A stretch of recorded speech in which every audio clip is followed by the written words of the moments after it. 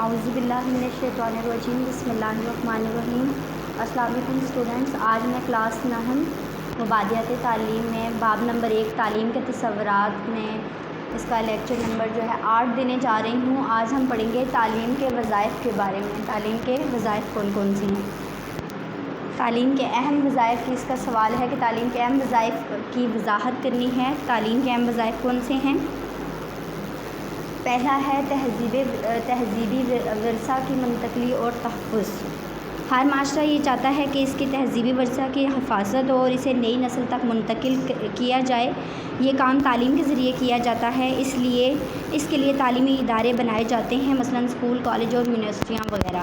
یعنی کہ یہ جو اس کا ہر معاشرہ جو ہے وہ یہ چاہتا ہے کہ اس کا جو تہذیبی ورثہ ہے وہ اگلی نسل تک جائے، تو اس کے لیے کیا کیا جاتا ہے کہ اس کام کے لیے تعلیمی ادارے بنائے جاتے ہیں، اسکول، کالج اور یونیورسٹیاں، جہاں پر جس کے ذریعے سے ان کا جو تہذیبی ورثہ ہے وہ اگلی نسل تک منتقل کیا جاتا ہے، جو ان کا تہذیبی ورثہ ہوتا ہے اور اس کی حفاظت بھی ہوتی ہے، اگلی نسل تک منتقل ہوتا ہے۔ معاشرتی زندگی کی تشکیل نو، اگلا پوائنٹ ہے معاشرتی زندگی کی تشکیل نو۔ معاشرتی زندگی کی تشکیل نو کرنا بھی تعلیم کا اہم فریضہ ہے۔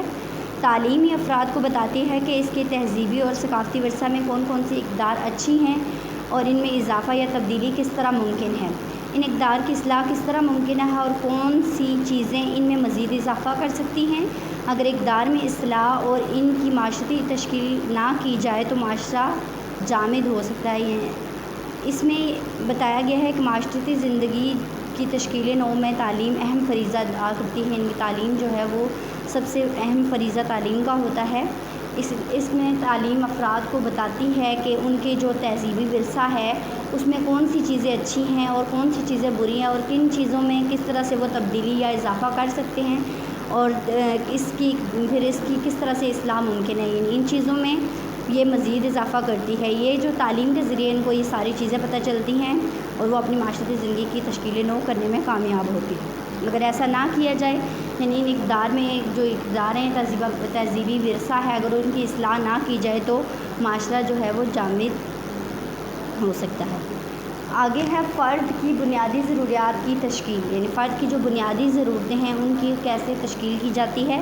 بچے کی زندگی کے بہت سے پہلو ہوتے ہیں جن کی تعمیر و تشکیل ضروری ہوتی ہے، اس کے بغیر اس کی شخصیت کی تعمیر ممکن نہیں ہے۔ یعنی کہ بچہ جو ہے اس کی بہت سی ایسے پہلو ہوتے ہیں جن کی بہت تشکیل کرنا بہت ضروری ہوتا ہے، اس کے بغیر بچے کی جو ہے تعمیر ممکن نہیں ہے۔ اس کی انفرادی صلاحیتوں کے اندرونی جو اس کی صلاحیتیں ہیں، دلچسپیاں، کن چیزوں میں دلچسپیاں لے رہے ہیں، خواہشات اس کی کیا ہیں اور دیگر معاشرتی ضروریات کو مد نظر رکھ کر اس کی نشو و نما کی جاتی ہے۔ بچے کے بارے میں بچے کے بارے میں وہ پہلے جو تعلیمی ادارہ ہے یا اس میں جو اساتذہ پڑھاتے ہیں وہ جانتے ہیں ان کے بارے میں، کہ اس کی صلاحیتیں کون سی ہیں یا اس کی کیا وہ خواہشات رکھتا ہے، پھر ان کو مد نظر رکھ کے اس کی نشو و نما کی جاتی ہے تو ایک اچھی شخصیت بن سکتی ہے۔ اور یہ کام تعلیم جو ہے، تعلیم کے ذریعے یہ کام ممکن ہے، اس کے ذریعے سے ہی یہ بات پتہ چلتی ہے۔ تو تعلیم کے وظائف میں تہذیبی ورثہ کی منتقلی اور تحفظ، معاشرتی زندگی کی تشکیل نو اور فرد کی بنیادی ضرورت کی تشکیل، یہ اس کے اہم وظائف ہیں۔ یہ سوال بھی بنتا ہے کہ تعلیم کی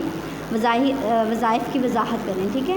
اور آج بچوں یہ ہمارا جو سبق ہے، سبق نمبر 1 تعلیم کے تصورات، یہ کمپلیٹ ہو گیا، مکمل ہو گیا۔ آپ نے اس کے جو مشقی بک ورک ہے یہ جو اس کا وہ آپ نے خود حل کرنا ہے۔ اس کے جو سوالات ہیں مشق میں دیے گئے، یہ میں نے ساتھ ساتھ آپ کو کروا دیے تھے، یہ اپنی نوٹ بکس پہ آپ نے نوٹ بھی کرنے ہیں اور انہیں یاد بھی کرنا ہے۔ کوئی اگر سوال آپ کو سمجھ نہ آئے تو آپ اس کے بارے میں پوچھ بھی سکتے ہیں۔